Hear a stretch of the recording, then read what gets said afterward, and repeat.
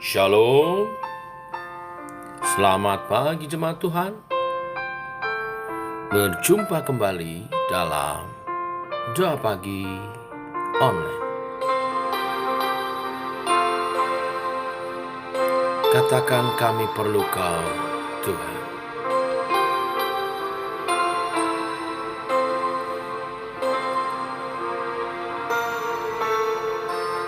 Kemanakah kami mencari? Kemanakah kami mencari kasih sejati? Kemanakah kami berseru saat badai datang menderu? Yang kami tahu hanya Kau yang mampu pulihkan segala sesuatu. Kemanakah kami mencari kasih sejati?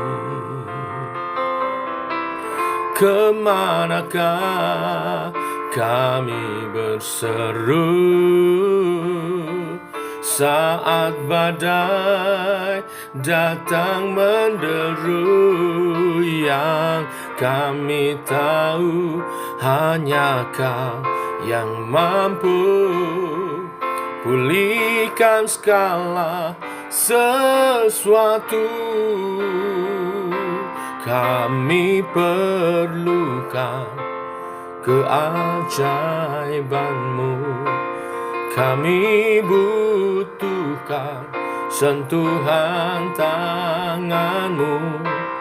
Kami tak dapat jalan sendiri, kami perlu Kau, Tuhan.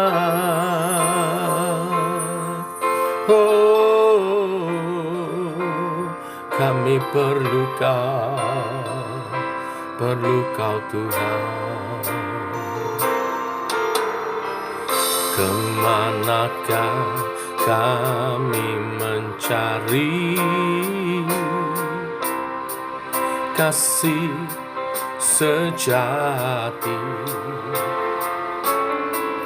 Kemanakah kami berseru saat badai datang menderu? Yang kami tahu hanya Kau yang mampu pulihkan segala sesuatu. Kami perlukan keajaiban-Mu, kami butuhkan sentuhan tangan-Mu. Kami tak dapat jalan sendiri, kami perlu Kau Tuhan. Kami perlukan keajaiban-Mu, kami butuhkan sentuhan tangan-Mu. Kami tak dapat jalan sendiri, kami perlu Kau Tuhan.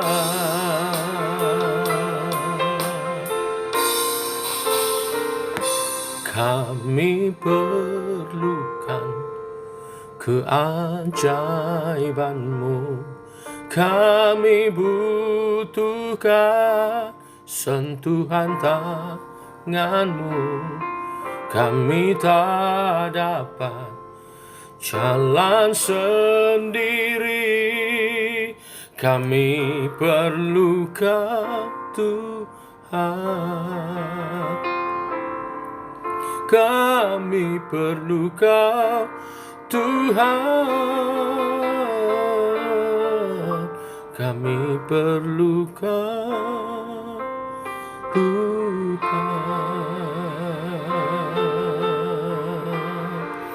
Oh, kami perlu Kau, Tuhan.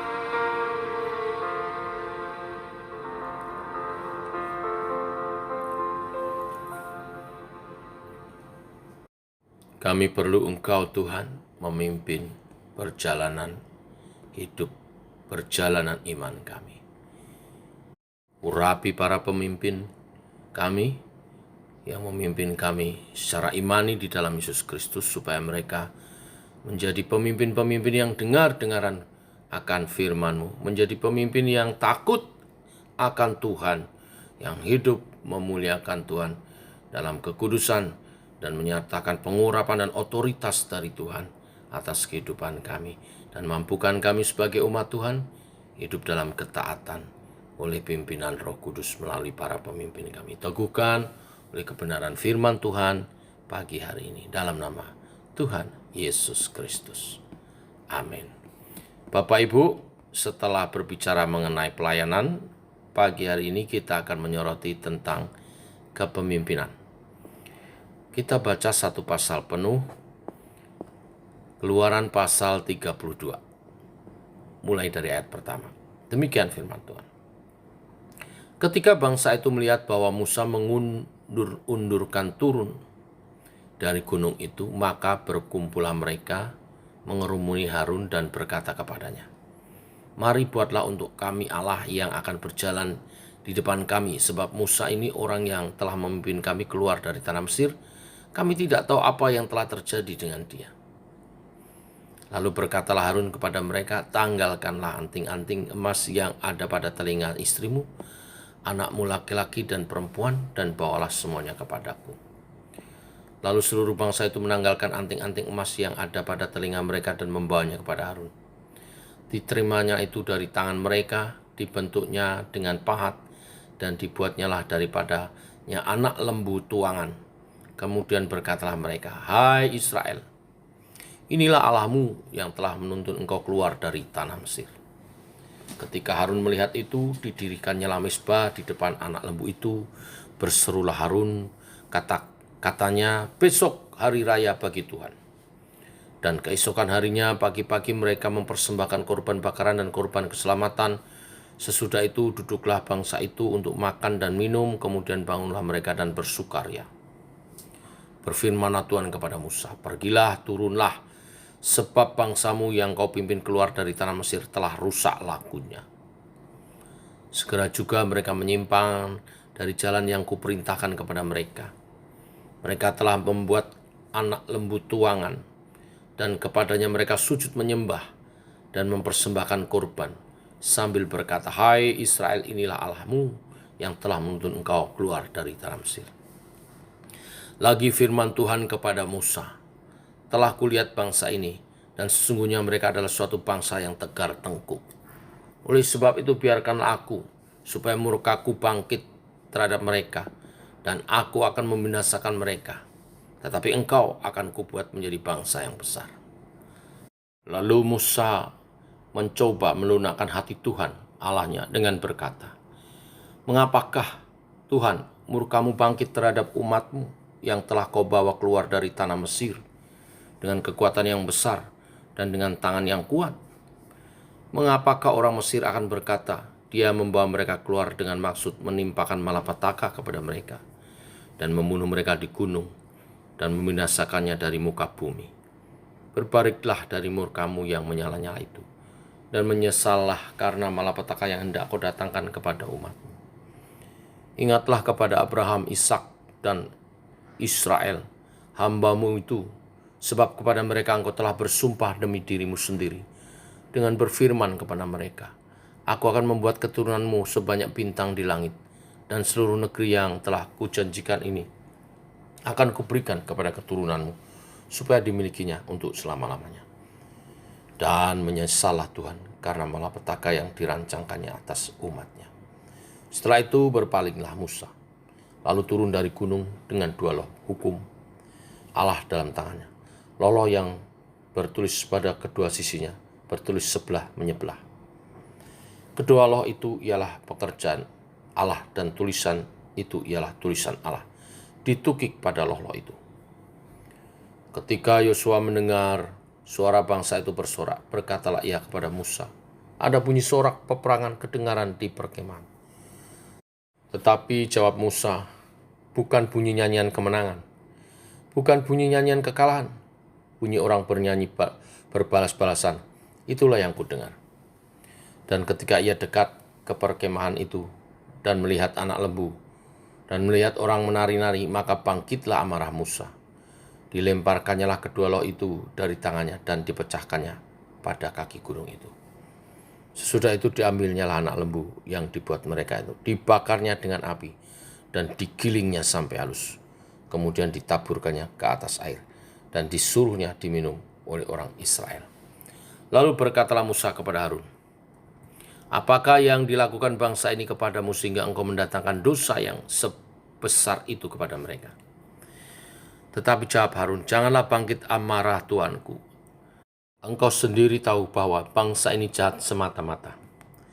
Mereka berkata kepadaku, buatlah untuk kami Allah yang akan berjalan di depan kami, sebab Musa ini, orang yang telah memimpin kami keluar dari tanah Mesir, kami tidak tahu apa yang telah terjadi dengan dia.